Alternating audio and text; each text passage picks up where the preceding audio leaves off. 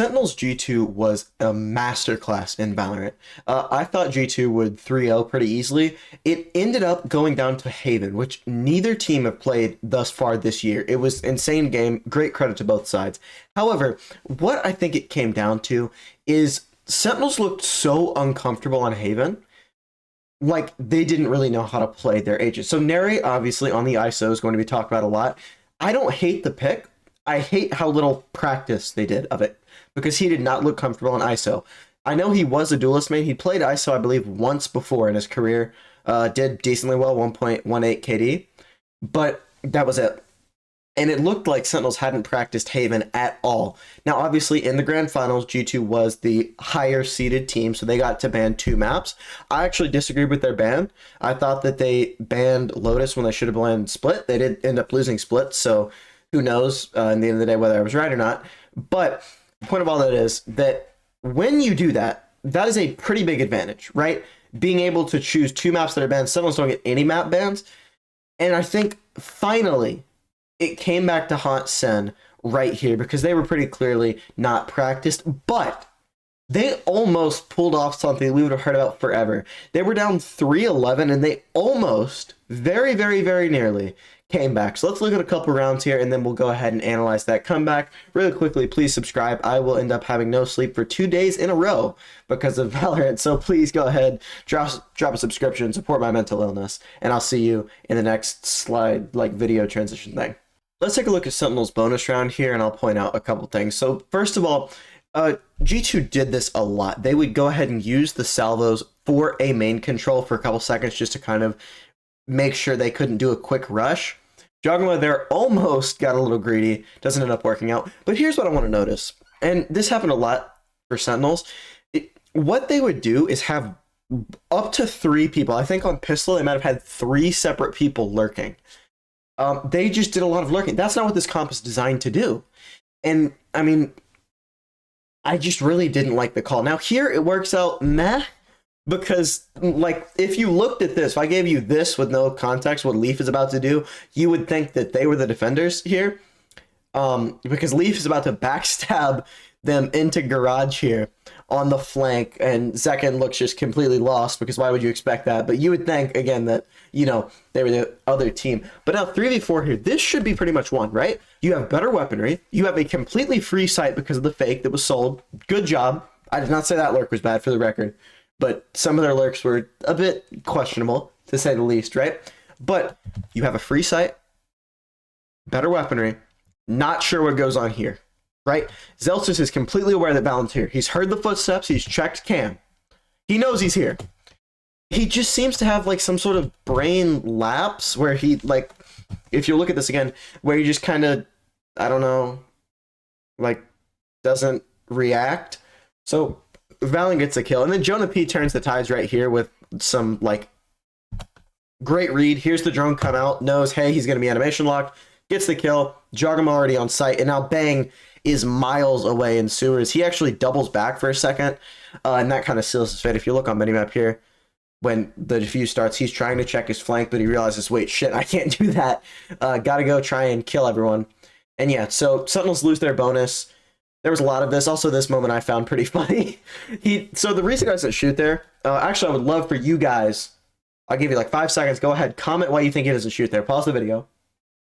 Okay, the reason he doesn't shoot there is because he's stunned and he's scared that he might miss his bullet, and they really need his gun. Because with him being stunned, he can't confirm a headshot, especially with Jog jumping around. He doesn't want to reveal his position because Jawgemo will snap over to him, and when he's stunned, he can't say, okay, I'm going to win that gunfight. Anyways, let's take a look at some other rounds. Sentinels win their first round. They just called a timeout, and it was beautiful. I mean, this was the stuff that you pay coaches for, because they know the exact read right here. Headed C, but they wait right here for Jawgemo to push up with the op. He goes here, narrates, sets him down. Good for him. Sets him down. Subscribe. And then they go ahead, re-clear. Narrate actually loses his ult. I don't believe he won an ISO ult against a Van. I know he won one against a Sheriff. I don't believe he won a fair ISO 1v1, which I guess is kind of an oxymoron because you can't have a fair ISO 1v1, but I'm talking rifle on rifle ISO on 1v1. Anyways, doesn't really matter. But yeah, so Sentinels are able to get their first round, and it looks like they could have a chance at taking this game back, but it doesn't happen yet. Speaking of not happening, I can't co-stream Masters Bangkok. They're not going to give me that invitation, not, a big enough creator. So first of all, subscribe to try and change that next year. But second of all, if you want to see me co-stream something, join my Discord, link in description. I'll be doing a couple co-streams there that members request. So go ahead, join up, and you'll be able to see some co-streams in Discord. Thank you. Let's get back to the video. When I say Sentinels threw rounds, I mean they threw them hard. There's a trap play down here. Not even a trap play, just using Teho ult off rip instantly from G2. Does nothing, right? Narrate gets the first blood. Narrate gets 2 kills. Round should be over, right? GG's, you tried your best. And by tried your best, I mean did a pretty shitty ult play, to be honest. But that's done, it's over. But it's not, and this is kind of what stopped Sentinels. They truly had a chance at beating G2. This was not the same Sentinels team that got, rolled, some things I can't say on YouTube were done to them. This was a different team. But on Haven, they looked like that old team. I mean, I don't think they practiced the map much, if at all, to be honest. But this is just basic stuff. Throwing a 5v3, I mean, what are we doing? Up numbers, no need to peek some of the stuff that we're peeking here. It's just basic stuff. A lot of the stuff, don't get me wrong, is map dependent. But a lot of it was just basic. And I mean, you can't blame the map for everything, you know what I mean? Permabans are good, and I think are probably the best way to play Valorant. But this one specific case, where if you get into a grand final as lower seed, your permaban is going to be played. I mean, I guess for Sentinels, you shouldn't have let them get it to map 5, right? You were up 2-1. Should have won Fracture, but, shoulda, woulda, coulda. Anyways, next round. Now let's take a minute to talk comps. So Sentinels comp, classic Fnatic comp on Haven. You know it. You either love it or hate it. But G2's comp is something that doesn't really get played a lot on Haven. I've seen it maybe a couple times, but it's not normal. Now don't get me wrong, neither is the Fnatic Haven comp, but the Fnatic Haven comp is much, much more utilized. G2s have had, definitely have had practices and scrims against the G2, or against the Fnatic Haven comp, right? No question. Have Sentinels practiced against this comp? I don't think so. I don't think that they practiced Haven at all from what I've seen. If they have, it definitely was not to the point where you're seeing some funky comps like this. Narrate just looked brain dead right there, by the way. As for what I think about the comp, I actually kind of like it. Breach on Haven is obviously just very, very good. And I don't like that the Fnatic Haven comp doesn't use it, but obviously you want to have a drone for your initiator when you're running solo initiator. And yeah, I think Vice, Teo, both obviously very strong. Yoru, Jawgemo has a dog on Yoru, and it allows for the flexibility of the other agents here. I mean, overall, it's a pretty good comp, and I like how it was utilized here on Haven. I think Vice is also very good on Haven. And yeah, I mean, I think it's a good comp that also has the advantage of being able to catch Sentinels even more off guard than they already are, having to play a map that they aren't good at, and probably, from what it looked like, I hope, don't practice, because if this is Sen with practice, ew. Also want to just point something out before I get to the part where G2 look like they're going to choke. G2 are so aware of every single possibility. So right here, it's 7-2. JohnQT has a classic. They know he has a classic. But they also know you're about to be up 8-2 as long as you win this round, that 99.9999% of the time you win. The only thing that can stop you, even though you're just up 7-2 right now, is a crazy clutch that switches momentum. Hard switches momentum.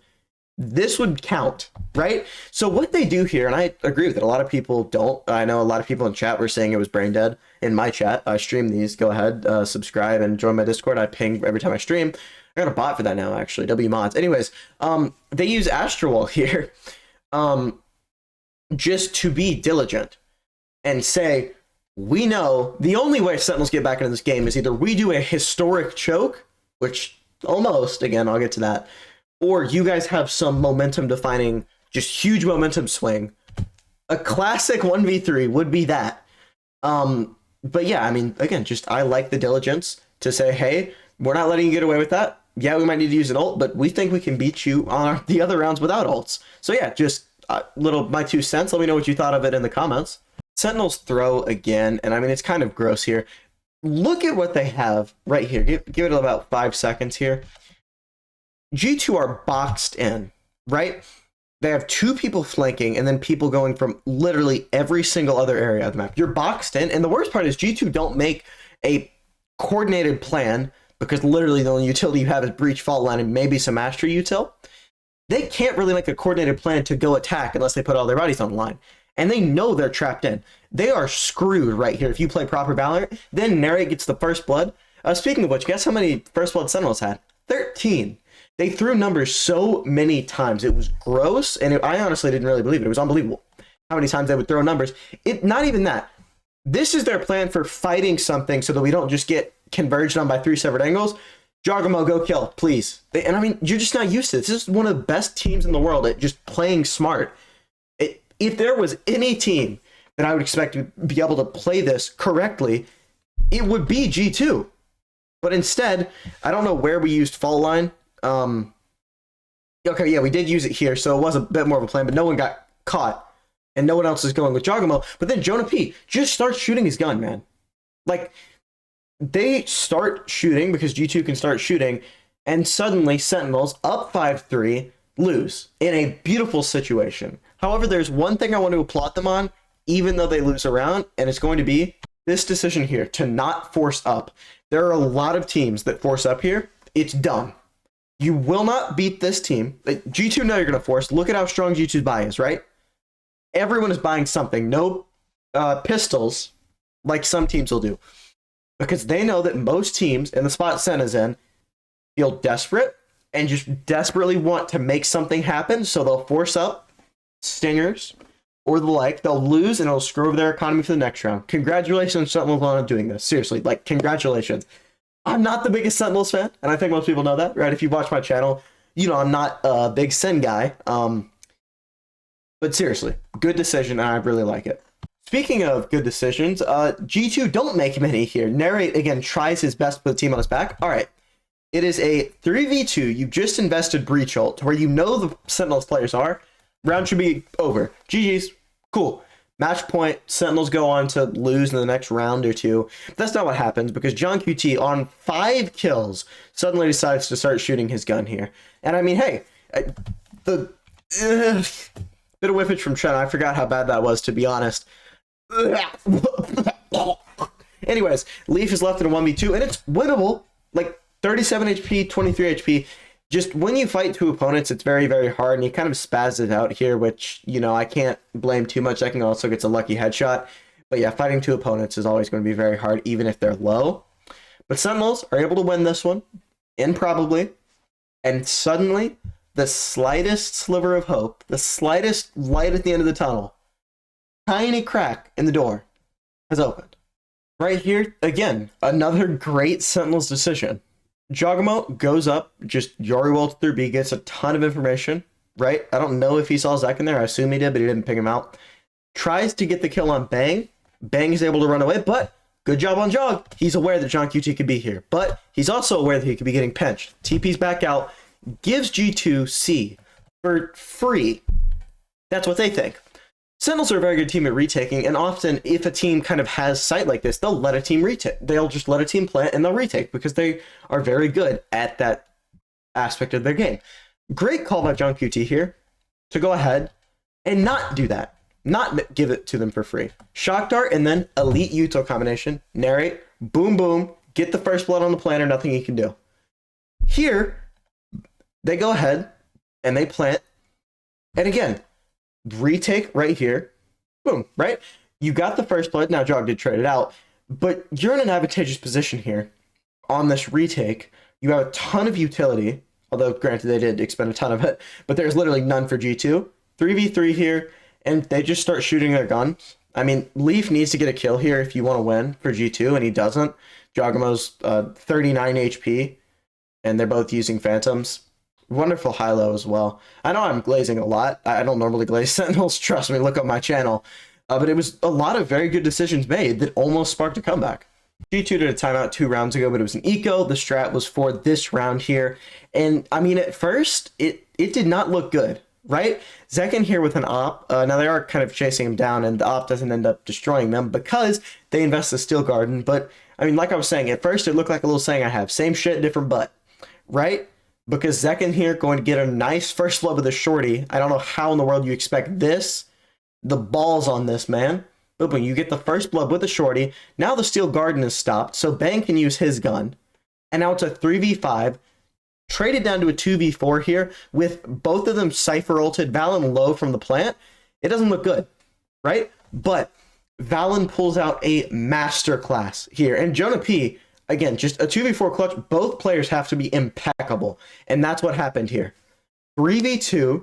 Now Zekken's in Yuri ult. JonahP goes ahead, invests the breach ult, which I like the decision. Valyn gets the trade, but he's 34 HP. This is almost impossible to win. This reposition, I think, genuinely won G2 Americas. Like, fully. I think this won them kickoff. If you lose this round, your economy is pretty bad, and you've given someone a ton of momentum. Match point is a huge kind of relief off your shoulders. If you don't get it here, have to save next, it's 11-10, and you're thinking about all the times you've choked before. You're thinking that we still haven't won a round other than pistol and our bonus, right?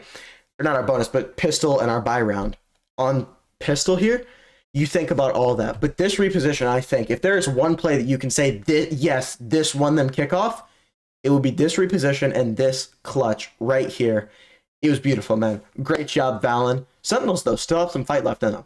The casters were talking about this, like this round was a done deal for some reason. I couldn't really say why. Like, don't get me wrong, you have a really good position, but Zellsis most likely gets the timing on Leaf here. I was going back and forth on stream about like how, oh, Leaf's a genius, and then, oh, Leaf is terrible. Little Lionzblade logo in the video, by the way.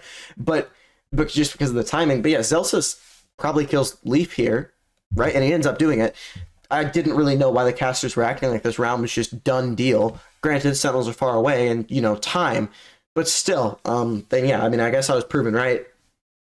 Which I don't like to be. I'm not, again, not a big Sin fan, in case you hadn't noticed by the 50 videos on my channel about them.